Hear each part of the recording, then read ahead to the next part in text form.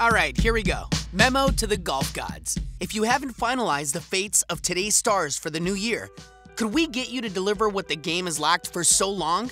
Can we get a real, honest-to-goodness rivalry? It's been more than 2 decades since the sport has been witness to one, with world number 1 Dustin Johnson and former world number 1 Rory McIlroy at the Abu Dhabi HSBC Championship this week. An early season showdown would percolate hope that this year might be all about rivalries. It seems as if the stars are finally aligned to make up for our long drought of rivalries, of the recurring clashes you have so sparingly granted through the game's history.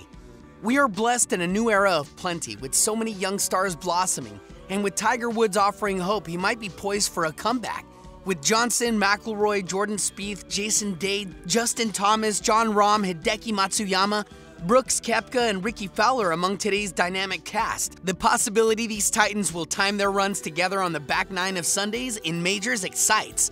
We haven't seen a real rivalry since Greg Norman and Nick Faldo sparred in the late 80s and early 90s. Woods versus Phil Mickelson didn't really count. While Lefty will be remembered for carving out a Hall of Fame career in the Tiger era, with 33 victories, 16 of them with Tiger in the field, 5 of them major championships, we get that Tiger had no rival, not in the most historic sense. Phil never reached number 1, was never named PGA Tour Player of the Year, never won a money title, and never dueled with Woods on Sunday on the back nine of a major with the title on the line. Still, it doesn't diminish his standing as the best player not named Tiger Woods over the last 20 years. It's a feat so noteworthy, it makes him one of the game's all-time greats. We've been waiting for an honest-to-goodness rivalry since Faldo and Norman took turns ruling at world number 1 and dueling in big events, including the back nine of multiple majors. In the 70s, we had Nicholas Watson.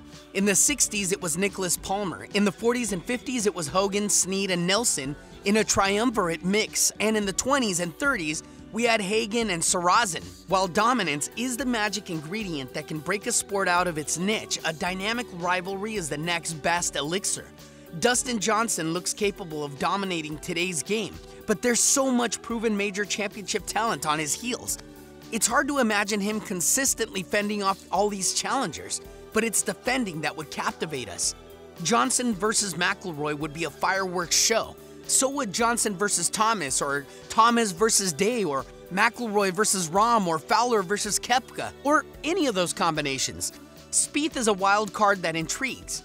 While he's not a short hitter, he isn't the power player that these guys are, but his iron game, short game, putter, and moxie combine to make him the most compelling challenger of all.